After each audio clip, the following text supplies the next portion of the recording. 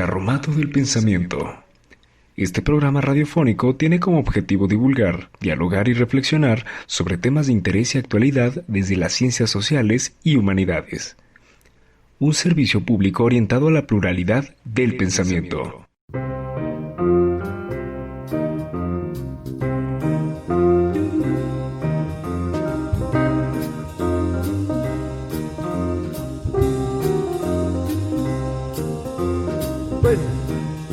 En el carromato del día de hoy hablaré sobre el tiempo.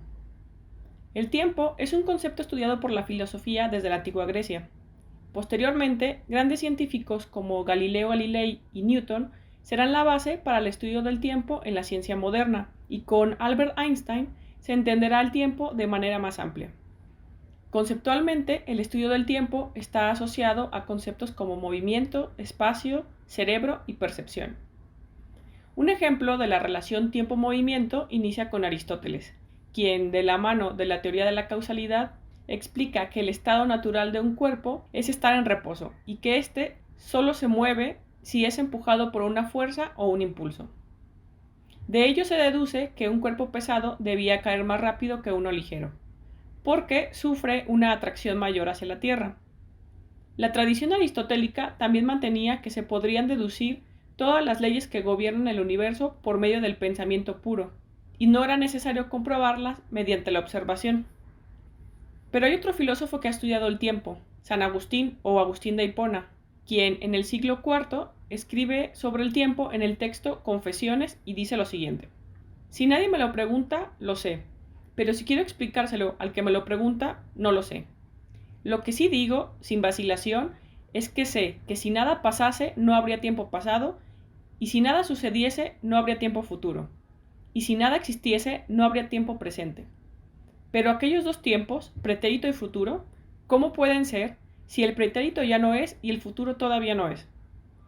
Y en cuanto al presente, si fuese siempre presente y no pasase a ser pretérito, ya no sería tiempo, sino eternidad. Si, pues, el presente para ser tiempo es necesario que pase a ser pretérito, ¿cómo decir que existe éste cuya causa o razón de ser está en dejar de ser, de tal modo que no podemos decir con verdad que existe el tiempo, sino en cuanto tiende al no ser? En otra cita de las Confesiones, San Agustín explica: de aquí me pareció que el tiempo no es otra cosa que una extensión, pero ¿de qué? No lo sé, y maravilla será si no es de la misma alma, porque ¿qué es, te suplico, Dios mío, lo que mido cuando digo, bien de modo indefinido como este tiempo es más largo que aquel otro, o bien de modo definido como este es doble que aquel? Mido el tiempo, lo sé, pero ni mido el futuro, que aún no es, ni mido el presente, que no se extiende por ningún espacio, ni mido el pretérito, que ya no existe. ¿Qué es, pues, lo que mido? Lo que es cierto, y que clara y patentemente se conoce, es que ni lo pasado es o existe, ni lo futuro tampoco. Ni con propiedad se dice, tres son los tiempos, pasado, presente y futuro. Y más propiamente, ¿acaso se dirá, tres son los tiempos, presente de las cosas pasadas, presente de las presentes y presente de las futuras? Porque estas tres presencias tienen algún ser en mi alma, y solamente las veo y percibo en ella. Lo presente de las cosas pasadas es la actual memoria o recuerdo de ellas. Lo presente de las cosas presentes es la actual consideración de alguna cosa presente. Y lo presente de las cosas futuras es la actual expectación de ellas. Si me es permitido hablar así, veo ya los tres tiempos y confieso que los tres existen. Puede decirse también que son tres los tiempos presente, pasado y futuro, como abusivamente dice la costumbre. Dígase así, que yo no curo de ello ni me opongo, ni lo reprendo, con tal de que se entienda lo que no se dice y no se tome ya por existente lo que está por venir ni lo que ya es pasado. Porque pocas son las cosas que hablamos con propiedad, muchas las que decimos de modo impropio, pero que se sabe lo que queremos decir con ellas. Fin de la cita. De estas tres citas de las Confesiones de San Agustín, podemos comparar el estudio que hace del tiempo con el estudio del tiempo científico. Es acertado lo que San Agustín explica sobre que no hay pasado, no hay presente y no hay futuro. Para la ciencia, el tiempo no es lineal, no es una línea recta tras la cual se avanza, Los tres tiempos suceden, por decirlo así, de manera simultánea. En el espacio, por las leyes de la física, los eventos no deben desarrollarse según los vemos en el tiempo, a pesar de que nuestra experiencia diaria nos diga lo contrario. Otra respuesta sobre el tiempo es de Martin Heidegger. Para Heidegger, el tiempo está determinado por las limitaciones de la eternidad, y afirma lo siguiente: si el tiempo encuentra su sentido dentro de la eternidad, entonces el tiempo debe ser entendido comenzando en ella. Así, el punto de salida y el camino de esta investigación son antepuestos, de eternidad a tiempo. Si buscamos el sentido de la eternidad, llegamos al sentido del tiempo. Tiempo es algo integrado en la eternidad. La eternidad es otra forma de manifestarse el tiempo, es un alter ego del tiempo. El tiempo es difícil de conceptualizar o representar porque tiene estructuras metafísicas complejas. Pero si la eternidad no es otra cosa más que un simple siempre, entonces la manera de mirar el tiempo debe quedarse necesariamente en un impulso cuando no se quiere saber de Dios y no se entiende sobre la pregunta hacia Él. Si el acceso a Dios es la fe, y si el acceso a la eternidad no es posible dentro de la fe, entonces la filosofía no va a disponer ninguna vez de eternidad. También Martin Heidegger clasifica varios tipos de tiempo, como el tiempo físico, el tiempo cosmológico o el tiempo mecánico, medido a través del reloj. Ahora bien, antes había mencionado que el tiempo no es lineal a pesar de que nuestra experiencia nos diga lo contrario. Esto sucede porque la percepción del tiempo en el ser humano es diferente al estudio que se ha hecho filosóficamente o científicamente. Para poder comprender por qué entendemos o percibimos el tiempo como algo lineal, es importante explicar en qué consiste el tiempo psicológico. Comenzando con que la percepción de nuestro tiempo es una sensación, es importante mencionar que sentir consiste en experimentar una sensación que nos llega por los sentidos. Solemos sentir que el tiempo pasa rápido o solemos sentir que el tiempo pasa lento. Cada individuo puede sentir el tiempo de una manera diferente. Cuando la información llega al cerebro y se integra y establece un orden temporal, el tiempo humano es aquel que el cerebro humano organiza sobre nuestras experiencias, sobre nuestros pensamientos y comportamientos, y son las neurociencias las encargadas de su estudio.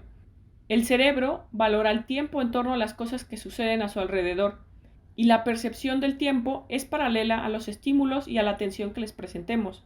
Por ejemplo, ante el peligro se alarga el tiempo, ya que el cerebro registra más información y proporciona la sensación de que el tiempo se expande. Como el cerebro predice sobre lo que ha observado empíricamente, da por sentado aquello que le es familiar y disminuye la sensación de tiempo. Ante lo nuevo, el cerebro se activa. A esto es llamado ilusión temporal. Albert Einstein dijo alguna vez que el tiempo organiza nuestras experiencias y que este tiempo es privado, es personal y no es igual para otros. Por otra parte, existe el tiempo exterior.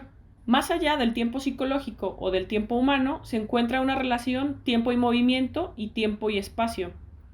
Desde esta perspectiva, distintas disciplinas lo estudian: la física, la astronomía, la matemática. Stephen Hawking escribe Historia del tiempo y allí explica la relación espacio y tiempo. Nuestras ideas actuales acerca del movimiento de los cuerpos se remontan a Galileo Galilei y a Newton. Tanto Aristóteles como Newton creían que el tiempo es absoluto, es decir, ambos pensaban que se podía afirmar la posibilidad de medir el intervalo del tiempo entre dos sucesos sin ambigüedad, y que dicho intervalo sería el mismo para todos los que lo midieran, con tal que usaran un buen reloj. El tiempo estaba totalmente separado y era independiente del espacio. De hecho, por sentido común, la mayoría de las personas lo pueden entender así. Sin embargo, se ha tenido que cambiar la idea acerca del espacio y del tiempo. Aunque nuestras nociones de lo que parece ser el sentido común funcionan bien, cuando se usan en el estudio del movimiento de las cosas, como de los planetas o de alguna manzana, esta percepción no funciona cuando estos mismos objetos se mueven con o cerca de la velocidad de la luz.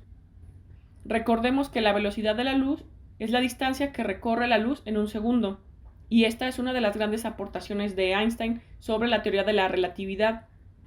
Al día de hoy, las distancias se miden en relación a la función o correlación que tienen el tiempo y la velocidad de la luz.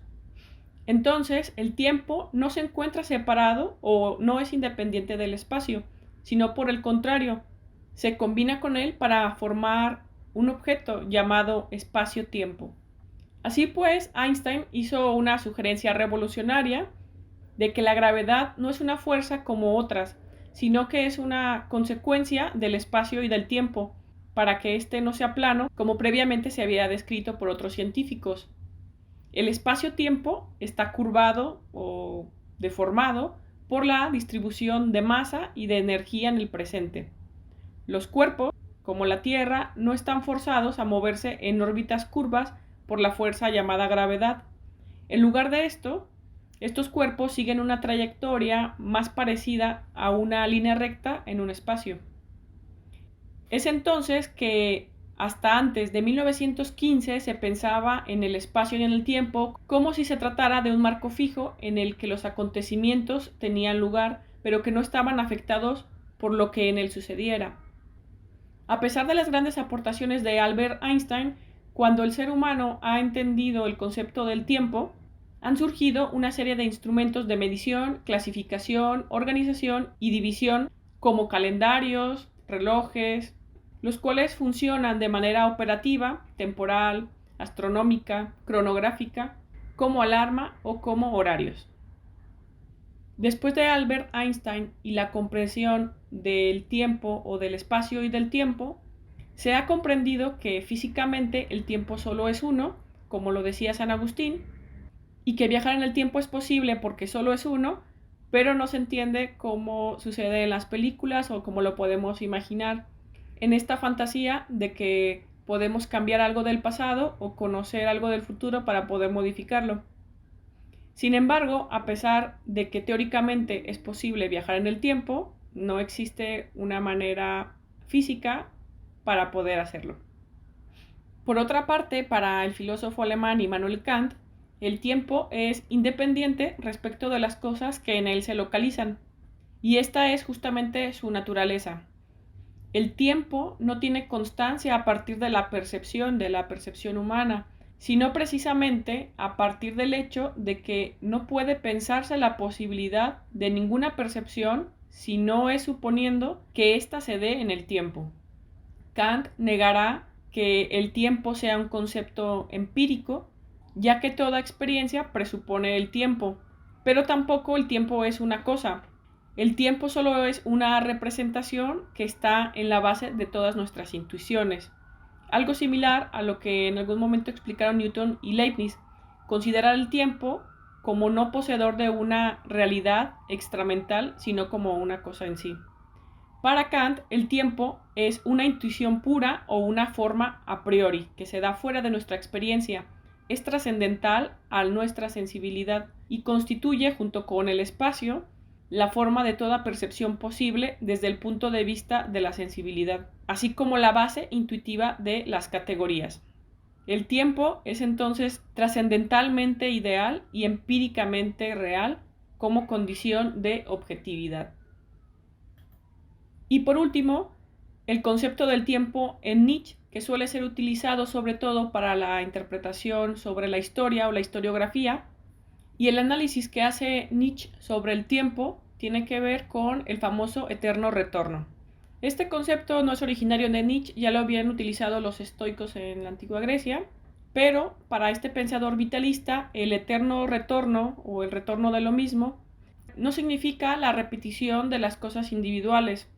La idea de tiempo es presentada sobre todo en Así hablaba Zaratustra y presenta estar en contra sobre un tiempo lineal judeocristiano que está orientado hacia un fin que trasciende cada uno de sus momentos. Se trata de una crítica entre pasado y futuro. Para Nietzsche, el instante no es un simple tránsito desde un pasado hacia un futuro, sino que en él mismo se muestra el tiempo eterno. Pero esto tampoco significa la circulación del tiempo. Un ejemplo de ello es el personaje del enano en Así hablaba Zaratustra, donde dice lo siguiente: todas las cosas derechas mienten, murmuró con desprecio el enano. Toda verdad es curva, el tiempo mismo es un círculo, ya que dicha circularidad, sin más, implica el hastío y la parálisis. En la medida en que entiende a la plena determinación, ya que todo cuanto sucede debe volver a suceder. pero hay que ser cuidadosos sobre cómo se entiende este eterno retorno y lo cíclico. Para Zaratustra, no se trata de un ciclo idéntico. La repetición de lo mismo, si es realmente de lo mismo, es lo equivalente a afirmar que no se repite, pues en la repetición lo mismo no sería lo mismo. Esto significa que cada instante es único, pero es eterno, ya que en ese instante, en ese momento de tiempo, se encuentra todo el sentido de la existencia. El concepto del tiempo en Nietzsche no es una doctrina descriptiva, sino prescriptiva moral. El eterno retorno debe instituirse por medio de una decisión humana para que realmente cada movimiento o cada acción humana posea todo su sentido. Para Nietzsche, como buen vitalista, el resentimiento contra la vida nace de la incapacidad de asumirla plenamente, pero una vez que la vida es asumida plenamente, se acepta todo lo que fue, se acepta el pasado, pues así lo hemos querido.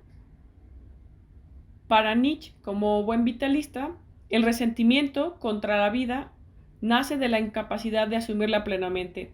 Y asumirla plenamente es aceptar todo lo que fue porque así lo hemos querido. Hasta aquí una breve explicación sobre distintos filósofos respecto al concepto del tiempo. Gracias por haber escuchado el podcast. Pueden escucharlo en iBooks, YouTube, Spotify y Apple Podcast. Hasta la próxima.